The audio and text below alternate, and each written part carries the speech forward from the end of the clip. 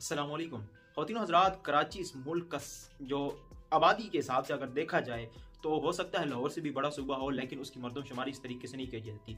और अगर सिंध को देखा जाए तो सिंध वो सूबा है जिसके अंदर कराची, और कराची वो शहर है जो पाकिस्तान का सबसे ज़्यादा तकरीबन 70% टैक्स अदा करता है। इससे ज़्यादा करता है, इससे कम नहीं करता। और कराची वो सूबा है जो पंजाब के लाहौर से अगर आप कंपेयर करें तो सबसे पसमानदा तरीन शहर अगर कहा जाए तो ये गलत नहीं होगा। कराची के अंदर ऐसे गायब किस्म के जिन्नात, मुअक्किलात और ऐसे गायब किस्म के कोई वलीउल्लाह हैं बैठे हुए, ये मैं तंजन कह रहा हूँ, सीरियस ना लीजिएगा, कि जो पैसे तो लेते हैं लेकिन काम नहीं करते। ये क्यों नहीं काम करते? ये इस अमेरिका की प्रेस कॉन्फ्रेंस में एक बंदे ने बताया है कैसे ये जो दो कब्रों पे हुकूमत करने वाले, आप अंदाजा लगाएं, पार्टी के पास एक मंशूर होता है, एक बात होती है। इमरान खान ने 22 साल जद्दोजहद की, हुकूमत में आया। नवाज शरीफ ने कहीं पे कुछ चाटा, कुछ भी जो कुछ किया, उसके बाद वो इक़्तिदार में आया। यहाँ पे कैसे आया इक़्तिदार में?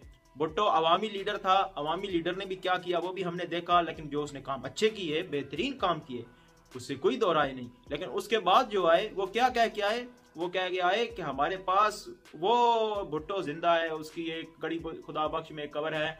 तो वहां से हमारी सियासत शुरू होती है। फिर थोड़ी आगे बढ़ी सियासत, फिर बेनजीर शाह साहिबा जब शहीद हुई, उसके बाद उनके पास दो ऐसे जवाब आ गए, यानी अब हमारे पास एक नहीं, अब हमारे पास दो कपड़े हैं गड़ी खुदा बख्श में, तो हमें इसलिए वोट दें। 35 से 40 साल हो गए, यानी दहाइयां हो गई कराची के अंदर। आप देखें, इमरान खान साहब आए हैं कराची के अंदर तो कचरा उठवा रहे हैं और कर रहे हैं, और उनका विजन था कि कराची को मईशत का हब बनाना है। अब जुल्फी लगारी साहब ये वो शख्स हैं जो बात कर रहे हैं, शहरी रहमान जो कि वजीर मौसमियात है। और आप वजीर मौसमियात की कारकर्दगी से क्या अंदाजा लगाएं कि मुल्क के अंदर इतना बड़ा डिजास्टर आया, इतना बड़ा सैलाब आया है और इनके सूबे को सबसे ज्यादा अफेक्ट किया है, या बलोचिस्तान को अफेक्ट किया है। लेकिन ये वहां पे जो हमारी आलमी कॉन्फ्रेंस उनमें नहीं बयान नहीं कर पाए। यानी इमरान खान साहब सिर्फ एक तकरीर करते ना वहां पे, तो पता चलता कि क्या तकरीर हुई है। यहाँ पे आके हमें बता दिया कि वो $10 बिलियन आ रहे हैं, और आया कुछ नहीं उसके बाद। और ये वहां पे जाके बैठी हुई हैं। आप हदीका कियानी को देखें जिसने 100 घर बना दिए उनके लिए, जो वहां पे जिनके घर तबाह हो गए थे सैलाब की वजह से। भाई उसकी तरह काम करिए, हमें नहीं चाहिए आप हमसे टैक्स लेके, तनख्वाहें लेके अमेरिका में जाके बैठी हुई हैं। वो दूसरा इनका जो एक सरबराह है, या क्या क्या लें, जो भी कह लें, वो यानी पूरी पार्टी का हेड अगला बनने वाला है, जो यानी जो उसके बाप के दौर से या उसके दादा के दौर से सियासत कर रहे थे, उनका भी वो हेड बनेगा, यानी उनसे भी वो सीनियर है।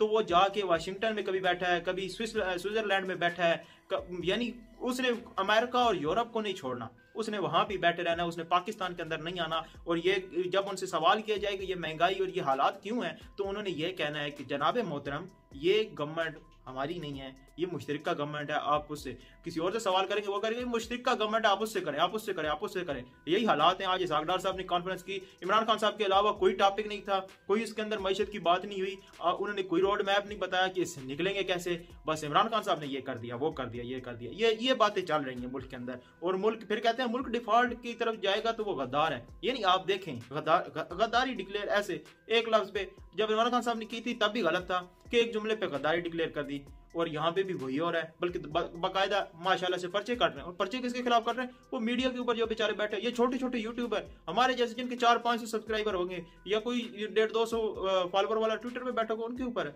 तो सिंध के हालात, सिंध के जो अंदर हालात हैं, वो जुल्फी जो लगारी साहब है उन्होंने कहा कि ह्यूमन राइट्स वहां पे वायलेट हो रहे हैं सिंध के अंदर, ह्यूमन राइट वायलेट्स हो रहे हैं। वडेरों का निजाम है। जब तक ये जरदारी लोग नहीं निकलेंगे, मैं कहता हूँ बिलावल भुट्टो फिर भी सही है, अच्छा है, लेकिन जरदारी जैसे लोग और वडेरे ये जब तक नहीं निकलेंगे, क्योंकि ये मुल्क का अशराफिया है, जो अशराफिया हमारी सियासत में आके बैठ गया है। यानी मुल्क को चलाने वाले भी वही हैं, मुल्क से कमाने वाले भी वही हैं। तो मुल्क को चलाने वाला और कमाने वाला दोनों जब एक साथ मिलते हैं तो इनके इंटरेस्ट सिर्फ अपने कमाने के लिए होता है, मुल्क को चलाने के लिए नहीं होता। ये बात समझने की जरूरत है।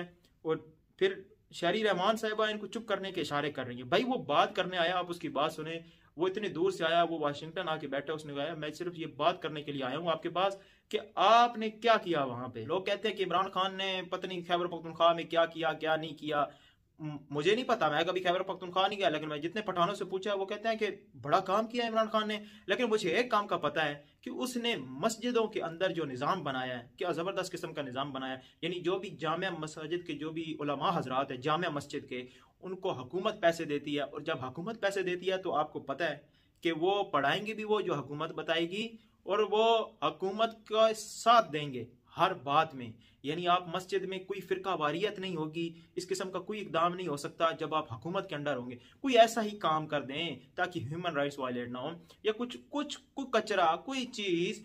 यानी एक चीफ जस्टिस ने एक केस सुना था, उस केस के अंदर 1.5 अरब रुपए में एक स्कूल के सिर्फ और सिर्फ बेंचेस खरीदे गए। बेंचेस खरीदे गए, आप अंदाजा, या 1.5 करोड़ थे मेरे ख्याल में, या 1.5 अरब थे, लेकिन रकम बहुत बड़ी थी। सिर्फ बेंचेस खरीदे गए। वो बेंचेस खरीदे जिस स्कूल के लिए गए, वो स्कूल मौजूद ही नहीं था। आप अंदाजा लगा, स्कूल ही नहीं मौजूद, बेंचेस खरीदे गए। सिंध के अंदर ये हालात हैं, और 35 साल से वो यही कर रहे हैं। उन्होंने पाकिस्तान के साथ यही किया और अब भी यही कर रहे हैं। बेहिसी देखें, 11 जमातें गवर्नमेंट के अंदर बैठी हैं, अवाम मर रही है। इसहाक साहब कह रहे हैं कि अफलातून साहब का फरमान ये है कि अगर कोई बात करता है कि मुल्क डिफॉल्ट हो रहा है तो वो पाकिस्तान रियासत दुश्मन है, वो गद्दार है, सीधा बोल देते हैं, वो गद्दार है। और जो पूछेंगे उनसे सवाल तो वो कहेंगे आप उनसे पूछे, आप उनसे पूछे। और 11 की 11 पार्टियां खामोश हैं इस वक्त। पीटीआई बोल रही है, पीटीआई इसलिए बोल रही है क्योंकि वो बाहर है, मौजूद है। तो जो भी गवर्नमेंट बाहर होती है उसके हालात यही होते हैं कि उसने बस क्रिटिसाइज करना होता है। अब इमरान खान साहब को चाहिए कि वो बताएं उनके वजीर खजाना कौन है, आए हमें रोड मैप दें, भाई इसके ऊपर चलना है, हम इस तरह जाएंगे आगे, फिर देखते हैं उनको चूज करें, या इसी तरह मुल्क को जाने दें। ठीक है, कहीं ना कहीं आके तो अफलातून साहब भी ठीक कर ही देंगे। लाइक कमेंट शेयर सब्सक्राइब कर